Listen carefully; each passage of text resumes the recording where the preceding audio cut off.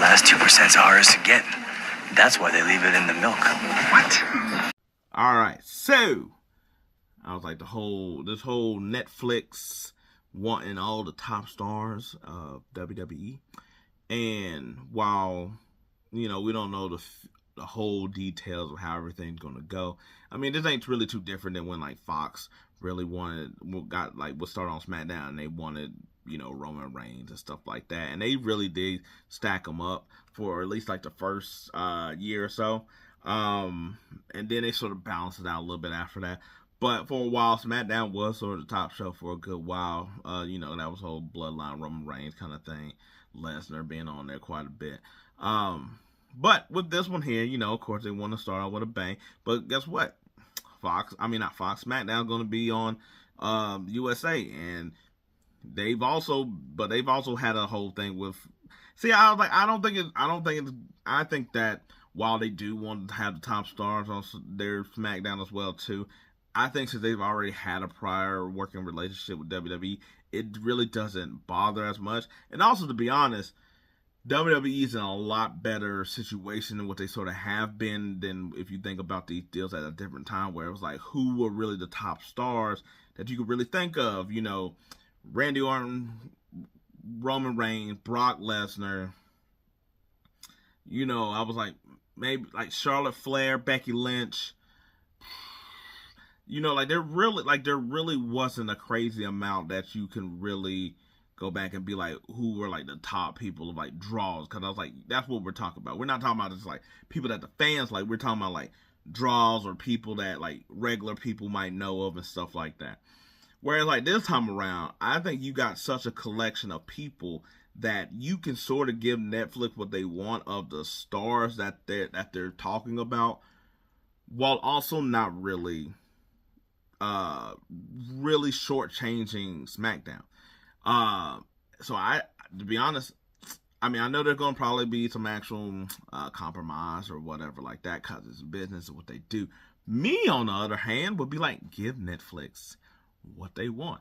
I think it actually will work out. All right, so think about this. Okay, Raw, you got it. Netflix, however long they gonna run it, the amount of that they can be a lot more open with the words they cussing and stuff like that they want to say and do. I'm just saying, go ahead and put Cody on there, put CM Punk on there, put Roman on there. I'm trying to think of other big names. I was like, women. I was like, put Rhea Ripley on there, put Bianca on there. Go ahead, put them on there. What? Because I was like, guess what? One, yes, it will be a star-studded show to where you're just like, oh my God, what about the other show? And on one hand, it's like, yeah, but if you think about it, look at SmackDown right now. Raw had all the stars from either business looking at it or people who watching it. I was like, they really got the star. We're on SmackDown until Roman Reigns and the Bloodline really started coming back up on there. Who was it? It was Cody. And we seen what that looks like, where it was just one real star and then everybody else. And it's just really, really hard to really sort of watch it, because there's nobody here that you really take. I mean, Randy Orton and KO was on there as well too, and they were feuding with the Bloodline. But because they were all on the same team, it was really just kind of like one-sided, and nothing was really happening. It was really predictable, blah, blah. And while I can understand that being the case, if you like, oh, we put all the stars over there, wouldn't it be the same thing over here? It's like, no, because we're giving them the stars that they see as top billing headline. And on one hand, that means we're going to get really good matches. Like we don't have to just wait for like the Rumble, or wait for Survivor Series, or wait for the Elimination Chamber, or we don't have to wait for these crossover type of places in order to see them. Now, like, they'll be all here. Like I was like, CM Punk, Roman Reigns ain't going to have the same schedule, so it's still going to be a shock when they do show up. Cody's always going to be there, and stuff like that. While on the other hand, say you move, I was like, depending on how you look at Gunther probably not in there looking at of how a top star is. He's on SmackDown. Okay, cool. And then I was like, then with that, I was like, Jay's over. I was like, you can keep Jay over there as well too, and stuff like that. But you have a chance to also I think build up some of those people. Think about SmackDown when it was like Rey Mysterio, Edge, Kurt Angle, and stuff like that. Like, yes, they weren't the big stars. It was a SmackDown 6, I believe that's what they called it.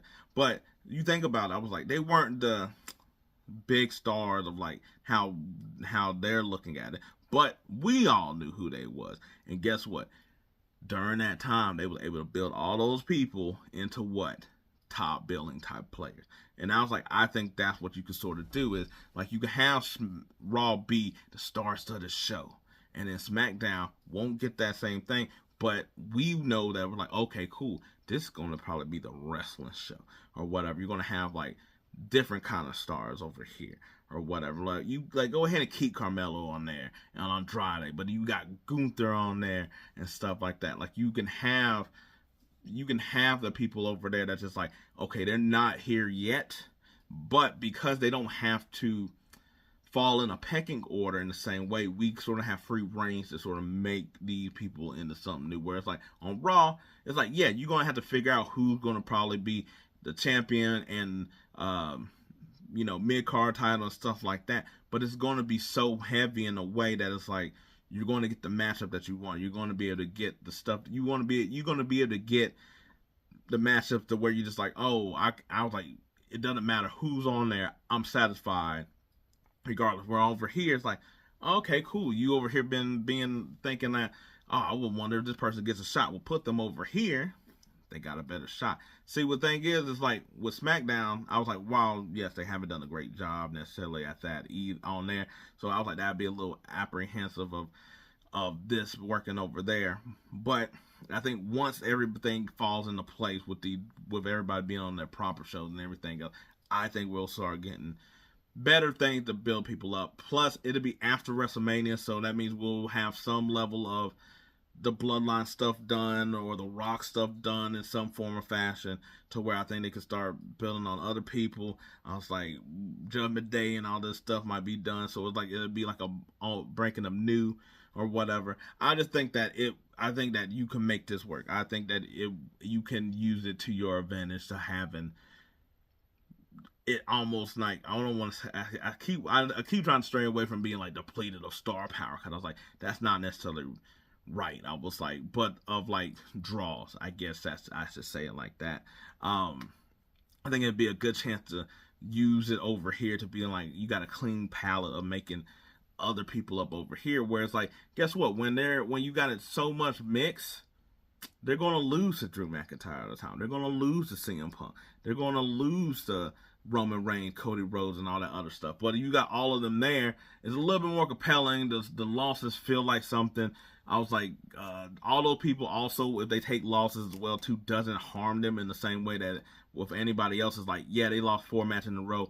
They're probably kind of done in an instant, in a way. Like how we all sort of felt about Chad Gable, like, Chad Gable after the same thing. Everybody wanted him to be champion. Now, then for a while, it really wasn't moving. Kind of went up a little bit Wyatt 6, but not really.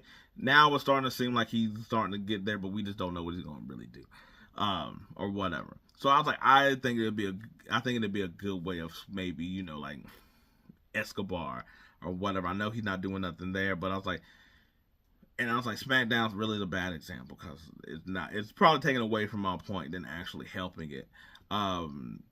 But I just think that you put enough people on an even playing scale that I was like, I think it actually helps them out than when you got, who's on the bottom versus who's on the top. And it's like, well, they're always going to lose, but we need to make some of these people start. How do you do that? I was like, you're not going to be able to do all the same thing you did with Bronson Reed of making that person something. Like how we seen with Carmelo and Andrade. They do cool matches. I was like, I like the stuff that they do and stuff. But nobody has really got pumped up with this or whatever. They haven't been enhanced. I was like, I feel like you got to put like maybe like certain workers on like the other show. Like you get a match with Gunther, I was like, Gunther will make anybody look good. You put him with Andrade and Carmelo or something like that, it'd be a good match. I was like, LA Knight, sort of a weird one, because I was like, the people love him. I don't know if they see him as a draw. He could be on the same show with all those bigger heads, but he's sort of already been there, except for he had a crossover with CM Punk, but still, with that being said, but no, I think go ahead. And I was like, you sort of going to have to give Netflix that, because I feel like you're trying, like the reason you're on Netflix is also to get eyes and people that you might not. And guess what? A lot of them knows, like, ooh, I know Roman Reigns, he's Rod's cousin. Or I know Cody Rhodes, his daddy used to wrestle. I mean, other than the fact that they know him from like WrestleMania and like what they actually do and stuff like that. CM Punk, everybody know who that is. And SmackDown, guess what? Those people on USA always been watching wrestling on USA. They know wrestling's here. You already got those viewers. It's no different than sort of like AEW knows they have their viewers. You don't have to do anything extra when you got your viewers or whatever like that. You're always going to have those viewers. And I was like, guess what? If you sort of tell the show in a way of like that's just like, oh, this is where like a good crop of people can come up. Maybe like you put like a couple of newcomers on there. That way it's like, you know, they get a good feeling out of or stuff like that, instead of just throwing them in with like the big juggernauts. It's like, well, somebody got to win. Like Ilya, like he came in, and while after the tournament, the King of the Ring tournament, kind of was losing. Why? Because you already had so many big players there. There wasn't really room for him to really breathe. I was like, I know Bronson Reed was able to, but you see, like, he's the only one that was really been able to. Lyra Valkyria, I was like, after the tournament, I was like, why? Because I was like, you pretty much had the Liv and Rhea thing going on so much that you really didn't do anything else with the other women in the thing.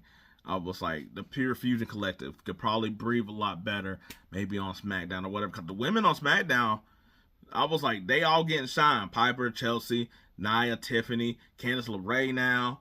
I was like, Miss Shin. I was like, they're doing it all on there with Bianca Jade. I was like, well, on Raw, they're having trouble. So I'm like, you can, I was like, that's what you sort of want to do, is have that one be sort of like the place where it's like, okay, we're going to give this more area for people to breathe, figure out their character, do some crazy shit, do all this other stuff, to where it's like Raw is just going to be like, it could just be like sort of like Attitude Era, where it's just like a whole bunch of stars doing stuff, interacting with each other or whatever. I don't know. Just let it play out. But anyway, what do you think? I was like, would you prefer to be sort of like that if they actually do something like this? I was like, you know, it makes me think of what I thought. I didn't think it was a bad idea. I just didn't think it was giving time, especially with Vince there and stuff like that. Was when Eric Bischoff had SmackDown and Paul Heyman had Raw, like doing like the writing in the background. Because I was like, Raw, you've seen Paul Heyman trying to do stuff where it was Andrade or Humberto Carrillo and stuff like that, of like trying to get them going. And I was like, and he didn't have, I was like, he didn't, and Malachi Black and stuff, that if he had time, I think it could have really worked. Also, some of the stuff seemed like it was, you could tell like it was like a Vince way of planning it, where it was like, Humberto will never be AJ Styles, and AJ just kept beating the hell out of him. Angel Garza on there too. I was like, you seen like that's what he was doing, was sort of being like, I'm gonna use this brand. We got 3 hours, build up new people, and it just got shafted. That's why I was sort of saying like this, what this SmackDown could do versus the Netflix Raw. Anyway, let me know what you think. Anyway, other than that, peace. I'm out. Yeah, we party till the sun up. You ain't liking what we doing? Shut up. You ain't liking what we doing? Shut up.